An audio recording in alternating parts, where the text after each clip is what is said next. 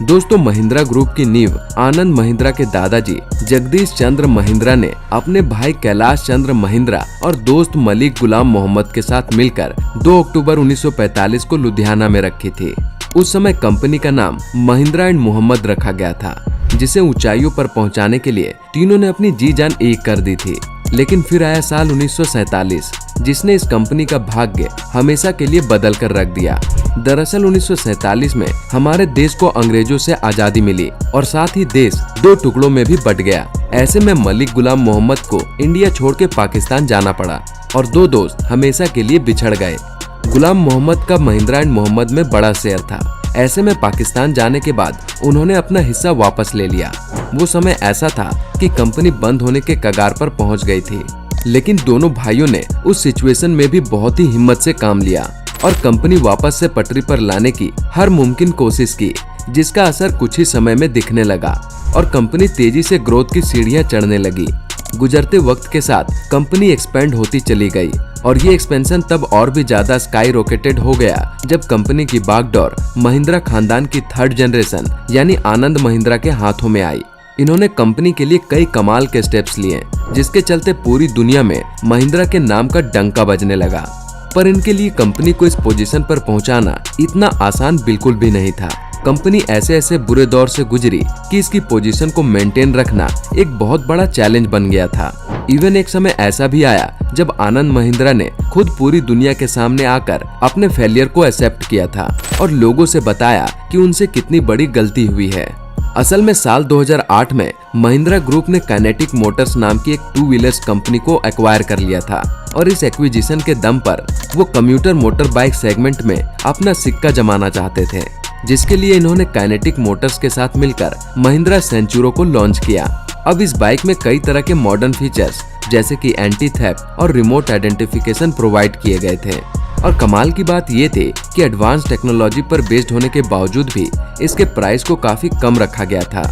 लेकिन कंपनी की सारी कोशिशें बेकार गई और ये बाइक उनके लिए बहुत बड़ा फेलियर साबित हुआ। उसी दौरान महिंद्रा ग्रुप ने पेंटेरो और मोजो नाम की बाइक भी मार्केट में उतारी थी, पर इसका हाल भी वही हुआ जो महिंद्रा सेंचुरो के साथ हुआ था। इसके बाद भी कंपनी ने कई 2 व्हीलर्स लॉन्च किए, लेकिन हर बार उन्हें निराशा ही हाथ लगी। आखिर में कंपनी ने इनकी मैन्युफैक्चरिंग बंद करने का फैसला लिया। इस फेलियर पर आनंद महिंद्रा ने खुद कहा था कि कम्यूटर मोटर बाइक सेगमेंट में एंटर करना उनकी बहुत बड़ी गलती थी। But what about the 4 wheeler sector, क्योंकि जहां तक देखा जाए इनके कमर्शियल व्हीकल काफी सक्सेसफुल हैं और ये देश ही नहीं बल्कि विदेशों में भी काफी पॉपुलर ब्रांड है। लेकिन महिंद्रा ग्रुप के हिस्से में कुछ ऐसी कार्स रह चुकी हैं जिन्होंने कंपनी की छवि बिगाड़ने में कोई कसर नहीं छोड़ी। जी हाँ दोस्तों, कुछ समय पहले तक कार बनाने के मामले में भी महिंद्रा काफी अनलकी रहा था और उसके इस बिजनेस से भी कंपनी को खूब नुकसान उठाना पड़ा। अगर हम महिंद्रा की फेल हुई कार्स की बात करें तो लेट 90s में महिंद्रा ने वॉयेजर नाम की एक मिनी लग्जरी वैन को लॉन्च किया था, जो मार्केट में बुरी तरह फेल हुई। इसके फेल होने का मेन रीजन था कि इस तरह की वैन दूसरे देश में तो खूब पॉपुलर थी, लेकिन इंडियन मार्केट अभी इसके लिए रेडी नहीं थी। दूसरे नंबर पर आती है महिंद्रा की most innovative and environment friendly car, जिसका नाम है Mahindra E20 electric hatchback. Mahindra ने इस इनोवेटिव मॉडल को 2013 में लॉन्च किया था और सैडली इसके साथ भी कंपनी को वही प्रॉब्लम फेस करनी पड़ी जो महिंद्रा वॉयेजर के साथ की थी। महिंद्रा नई टेक्नोलॉजी को अडेप्ट करने में काफी आगे रहा, लेकिन इंडियन मार्केट ने वापस से उसे निराश कर दिया।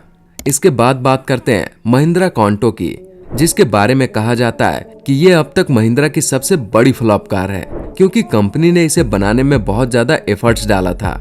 यहाँ तक कि इसकी एडवर्टाइजिंग पर भी दिल खोलकर पैसा खर्च किया गया। लेकिन ये महिंद्रा के लिए एक बड़ी भूल साबित हुई, क्योंकि इसके किसी भी वेरिएंट का लुक एंड परफॉर्मेंस लोगों को पसंद नहीं आया और मजबूरन कंपनी को इसे डिसकंटिन्यू करना पड़ा। इसके अलावा और भी कई नाम हैं, जैसे कि Mahindra Scorpio Getaway, Mahindra Verito, Mahindra Alturas, Mahindra TUV 300 plus, Mahindra Rexton, जो कंपनी के लिए बहुत बड़े फेलियर साबित हुए हैं। लेकिन आज की बात करें तो कंपनी ने फुल प्रूफ प्लानिंग के साथ कमबैक किया है। कंपनी ने अपने कार्स का पोर्टफोलियो बढ़ाया है और साथ ही साथ कार्स की क्वालिटी भी इम्प्रूव करी है। महिंद्रा की सभी कार्स में एक अच्छी टेक्नोलॉजी के साथ अच्छा कस्टमर एक्सपीरियंस भी प्रोवाइड करवाया जाता है और इसको मेड इन इंडिया का टैग देकर जब मार्केट में उतारा तो सभी इसके दीवाने हो गए। जिसका प्रूफ है कंपनी की सेल्स बुक। महिंद्रा आए दिन बेहतरीन कार लॉन्च करके हर साल बढ़ती सेल से नए नए रिकॉर्ड्स बना रहा है। जैसे कि इस साल जुलाई में इसने 36,205 यूनिट्स एसयूवी बेचकर सारे रिकॉर्ड्स तोड़ दिए हैं।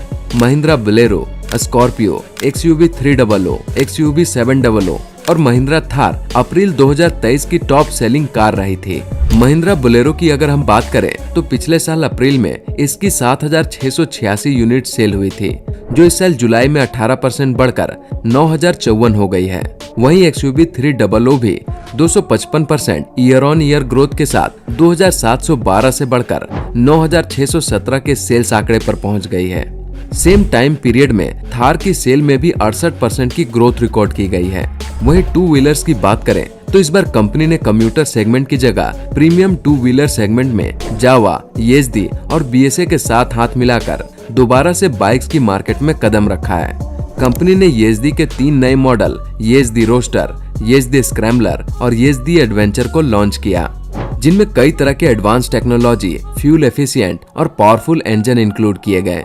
इन बाइक्स का लुक और परफॉर्मेंस दोनों बहुत ही रॉयल एक्सपीरियंस देता है, जिस वजह से ये मार्केट में आते ही लोगों को खूब पसंद आई और इसका असर साफ तौर पर इनके ओवरऑल सेल्स पर पड़ा है।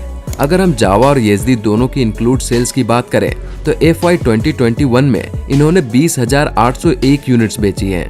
वहीं FY 21-22 में नंबर बढ़कर 29,779 हो गया था। वहीं FY 22-23 में इन्होंने 40,190 यूनिट्स बेची, यानी हर महीने ऑन एन एवरेज 3,349 यूनिट्स की सेल की। इस डेटा से साफ है कि हर साल इन बाइक्स की डिमांड बढ़ती ही जा रही है और लोग इसे खरीदना पसंद कर रहे हैं। तो भले ही कम्यूटर सेगमेंट में एंटर करना कंपनी के लिए बहुत बड़ा फेलियर रहा हो, लेकिन प्रीमियम सेगमेंट इसके लिए सक्सेस की नई राह खोल रहा है। इस पूरे सिनेरियो को जानने के बाद हमें इससे 3 अहम बिजनेस लेसन मिलते हैं, जिसमें पहला है कि अगर कारोबार के लिए हार्ड टाइम चल रहा हो तो हार मान लेने की जगह उस समय और भी ज्यादा एक्टिवली काम करने और गलतियों को पहचान कर मेजर बदलाव लाने की जरूरत होती है, जैसा कि आनंद महिंद्रा ने टू व्हीलर सेगमेंट में किया। इसके अलावा दूसरा लेसन है स्ट्रॉन्ग लीडरशिप एंड विजन का होना, क्योंकि आनंद महिंद्रा के विजन और लीडरशिप में ही इस कंपनी ने आज पूरी दुनिया में अपनी एक अलग पहचान बनाई है। थर्ड लेसन है कोर वैल्यूज और लॉन्ग टर्म गोल्स पर फोकस करना, क्योंकि भले ही कंपनी ने बहुत से उतार चढ़ाव देखे, लेकिन इसने हमेशा अपनी कोर वैल्यूज को इम्पोर्टेंस दी, साथ ही लॉन्ग टर्म गोल्स पर बिना रुके लगातार काम किया, जिसका नतीजा आज पूरी दुनिया के सामने है। बाकी दोस्तों, आज की इस वीडियो में बस इतना ही था। वीडियो अच्छी लगी हो तो इसे लाइक और शेयर जरूर करना, और अगर आप चैनल पर नए हैं तो चैनल को सब्सक्राइब भी जरूर करें। धन्यवाद।